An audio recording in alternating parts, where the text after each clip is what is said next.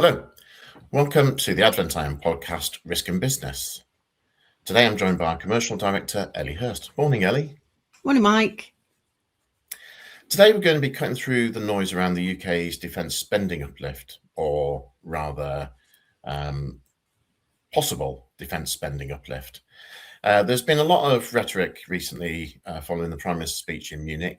But the real world implications for the UK defence sector may be very different from the headlines. So without further ado, let's dive into it. I don't know about you, but I was left wondering, well, is this just a political statement? Is there substantially anything any different that we're hearing in this speech than what we already knew? Does that mean that has the timeline been brought forward, or has anything really substantially changed? And I felt like no, really. Well, I can't find myself but drawing a parallel to Monty Python's sketch.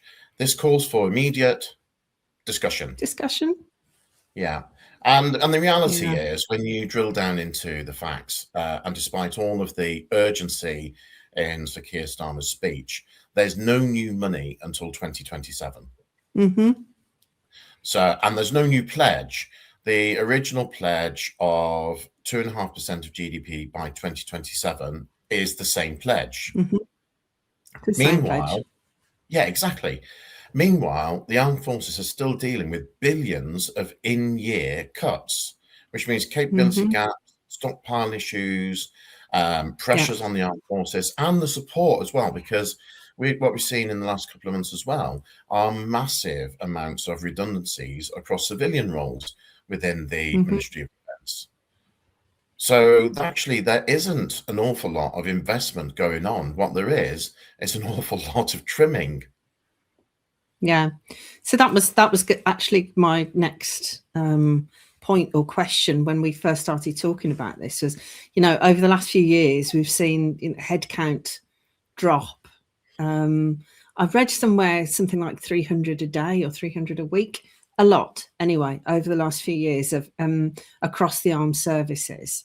And that doesn't take into account the MOD, which has still got voluntary redundancies going on. So obviously slightly different in the armed forces, as in, reduction of headcount. That needs to be reversed.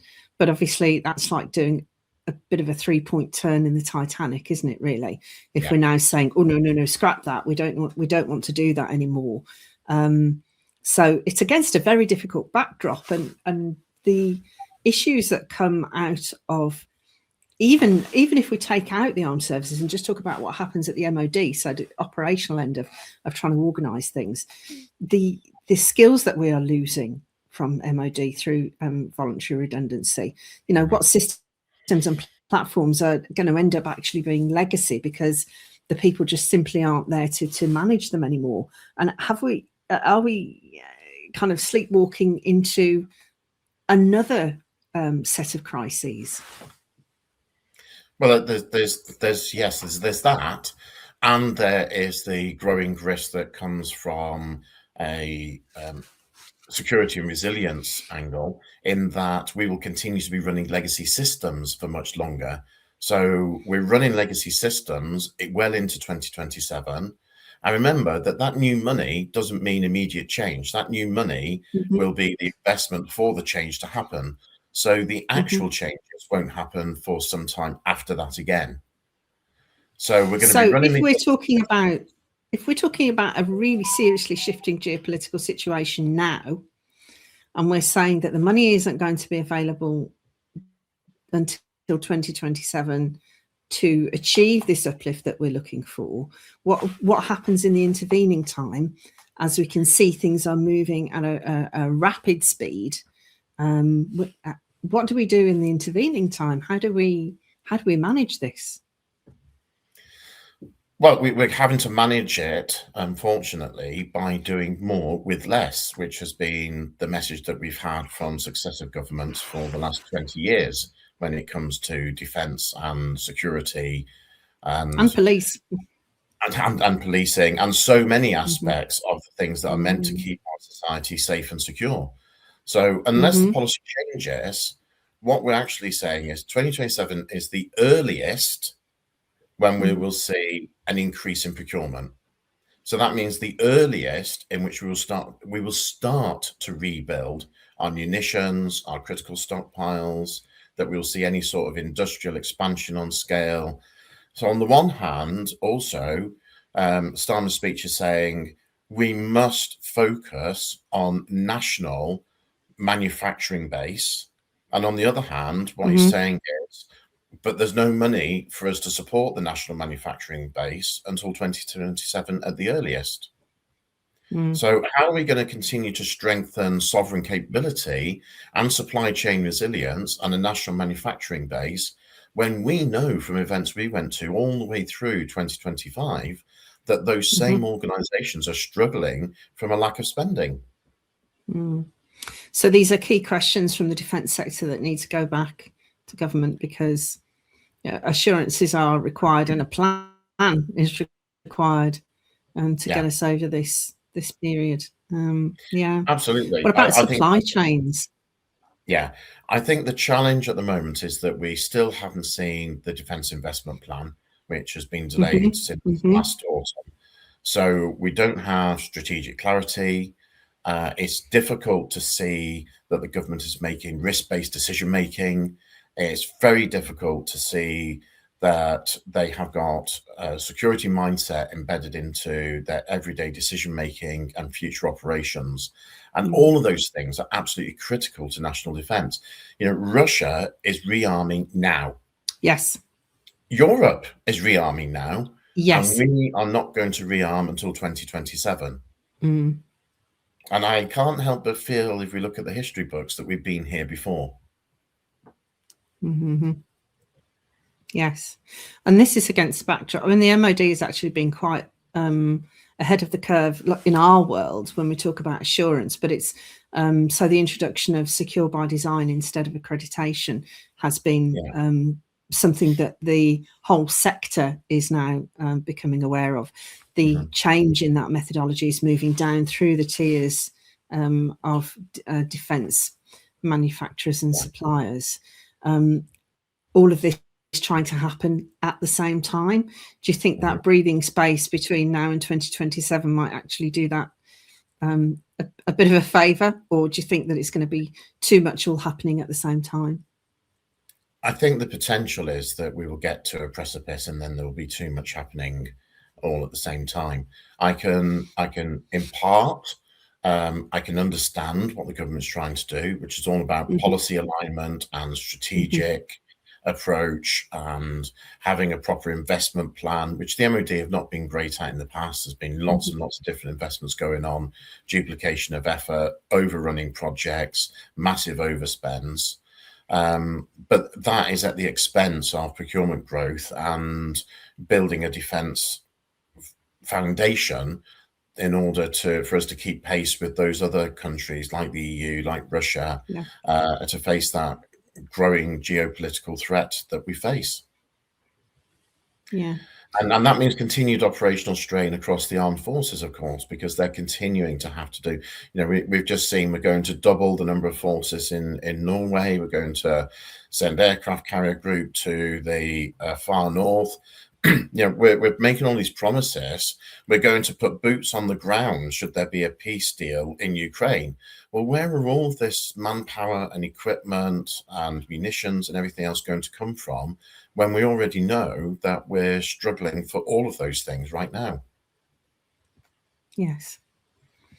Yes. And as we've just said, there doesn't seem to be a plan in place that we can see and understand to correct that in the timescale that it needs to be done in. And that has a wider impact on some of the things that we talk about a lot as well, which of course is the impact of cybersecurity in defence, because that deferred spending also means no new spending on defence cybersecurity, not just on munitions. Keir Starmer called for more European, NATO, and deeper UK-EU defence collaboration. But at the same time, we're facing an enhanced cybersecurity threat, not just a physical war threat with disinformation designed to undermine Western values, increases in cyber attacks and cyber sabotage designed to disrupt, not just at a high-end Ministry of Defence level, but designed to disrupt daily life. And Russian digital interference intended to cause deeper economic pressures as well. Yeah. So, and all of these things have been running for quite some time. You know, this is not, none of this is new. There's no, it's a bit like the speech. There's nothing new substantially happening. And that threat landscape is accelerating all the time whilst our defence capability is being paused. And that mismatch, I feel, increases cyber risk across a whole range of areas. We've talked about legacy systems. Legacy systems are going to remain exposed for longer because delayed investment means that they can't accelerate modernisation, invest in new systems, replace ageing operational platforms, upgrade outdated security architecture. You know, there's a whole load of stuff in there. We know these things exist, and yet we don't have the investment to be able to plug those gaps. You know, we talk about, you know, there's operational technology, aging weapons systems. So the cyber threat is not just to our core IT, it's to the whole of our defence infrastructure. Absolutely. And, you know, think about the bits that are connected as well, which brings us on to, you know, supply chain and ecosystem threat as a result of that. And, you know, inconsistent levels of cyber maturity. You know, well, there's any number of things. I mean, that's a podcast all in itself, isn't it? The threat to the defence supply chain and ecosystem. But, you know, what are your thoughts? I think we run the danger of intensifying the potential for supply chain fragility generally. You know, no defence company is going to be putting money up front on promises. So that means that the whole of our defence ecosystem can't scale their, whether it's their manufacturing capability or their cyber capability or wider resilience programs at the level needed until that money becomes available. So everybody's going to be delaying security upgrades. We run the risk of inconsistent cyber maturity. You know, think of the scaling between, at one end of the scale, of primes, and at the other end of the scale, some of the micro SMEs that sit in that supply ecosystem. And meanwhile, they're introducing increasing cost governances with the new DCC that's been introduced, which is a cost that people are going to have to, organizations are going to have to soak up front.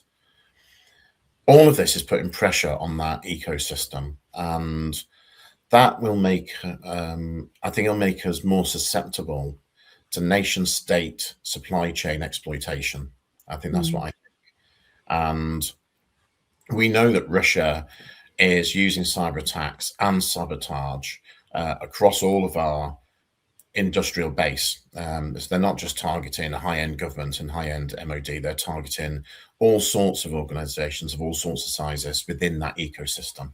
Which is just the logical thing to do, really, when you think about it. So you're not going to storm the castle keep, are you? Try and find the kitchen window that's open. Meanwhile, we talked about the massive layoffs that the MOD are doing and the continuing lack of investment in numbers within the military. So we've got that potential for those skill gaps to worsen and for those skill gaps to increase. Even just within my own profession, skill gaps for cyber professionals are being talked about all the time. Cyber professionals are in global demand. And that means that within the UK, upskilling delays are going to continue and recruitment pipelines are going to shrink. So the potential is that the talent will go elsewhere, and talent has, you know, we have seen people moving to Europe, moving to the US. They go where the salaries are. You know, let's be blunt about it. It feels from everything that we've talked about here, it does feel like a perfect storm, and one would hope that these issues and challenges and threats have already been considered by government. Because one of the things that concerns me, on top of all of the things that we've talked about that concern me, is that gap in funding. We know the impact the cash flow can have on smaller businesses that are supplying some of the bigger businesses that sit in very important places in that supply chain, as providers of capabilities into MOD. We also know that some of them are highly specialised, and margins can exist on a knife edge for them, and we have to hope that that doesn't endanger those future capabilities as an unintended consequence of this delay that could have a massive impact further down the line into what actually gets delivered into our armed forces. Yeah. And meanwhile, of course, we can't have a podcast on this subject without bringing in the subject of our cousins across the pond and the level to which we can rely on them and trust them to continue to support us, to fund us, and to come to our aid in times of crisis. We've seen just in the last couple of weeks, AUKUS having a coach and horses driven through the middle of it, with the US saying, actually, we don't think we will give you the nuclear submarines, Canada. We'll keep the nuclear submarines and you build bases for us to operate out of. Well, that wasn't what AUKUS was set up to do. No, it's not. Well, it's the same as many things emanating from that particular source. It's a movable feast constantly, and very hard to predict. I don't see any reason why we would have less concern than Canada when it comes to being able to rely on the US. And yet we've plowed a massive amount of as we have done traditionally. Yeah, and yet we've plowed a massive amount of investment in the last couple of years into US technology, aircraft. We're heavily reliant on the US and the US supply chain for future operational capabilities, for example, with the F-35s. Yes, so we live in interesting times, and this is a very complex and convoluted situation. It is. It's equally as convoluted as the geopolitical situation. Just what we've unpacked from one speech. Indeed. Really quite unnerving. I do wonder if this is the start of a seismic change to what NATO looks like, and a move towards a more European-centric NATO with much less US involvement in future years. And I think, and I know that the naysayers and the Brexiters and the UK first listeners will shoot me down for saying this, but perhaps we do need to accept that we need much greater UK-EU defence integration. Mm-hmm. Well, yes, and that doesn't, something being a fact doesn't mean that you have to like it. To anybody who would shoot you down for that, I would say, bring a viable alternative to the table then, and let's talk about that. Absolutely. If that's the case. Yeah. We live in interesting times. I think I would sum this up by saying that preparedness beats optimism every time. And whilst Sir Keir's speech was absolutely dripping in optimism and positivity and yay, let's all go and invest, actually the reality is that we're going to continue to be facing a funding shortfall for at least another year or more. Yeah. Resilience, we know from everything we do here at Advent IM, is built on preparedness, not promises. Mm-hmm. And it takes time. Investment and willingness to act early is absolutely vital if we're going to build defence resilience, whether that is in national defence or in cyber defence. And I think that we need to be building this resilience long before the crisis, not during it. That's what I think. Mm-hmm. Yes. Feels like, as we started at the beginning, it's a purely political speech. And in terms of the plan for defence to cover this chasm between the two areas doesn't seem to have been considered at all. And I find that quite unnerving. No. So I think the Prime Minister's message at Munich was pretty clear. Europe is facing an increasingly volatile security environment, driven in no small part by Russia's aggression and expansionist ambitions. Hybrid interference and the accelerating rearmament are leaving us in a very volatile and dangerous position. And at the same time, our stockpiles are being depleted by support to Ukraine without being replenished. Our industrial capacity can't scale without confirmed long-term funding. We know, personally as a business, and more anecdotally from lots of other businesses we talk to, that lots of procurements remain delayed or deferred, and workplace and the skills pipeline cannot expand at pace at the moment.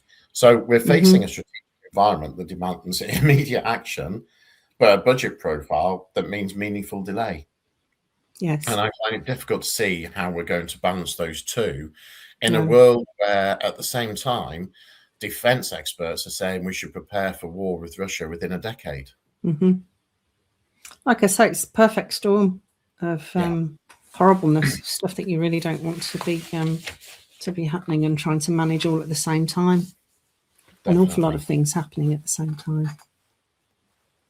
Well, this has been the Advent IM podcast, Risk and Business. Please reach out to us and let us know your thoughts on this subject. I know we have a lot of listeners within the defence industry. Please do get in touch. And if you would like to participate in future podcasts, or there's a particular area that you think we should be covering, then let us know. I've been Mike Gillespie, Chief Executive of Advent IM, and I've been joined today by Ellie Hurst, Commercial Director. Thanks, Ellie. Thanks, Mike. Don't forget to like and follow to make sure that you don't miss any future episodes of the Advent IM podcast, Risk and Business. For now, goodbye.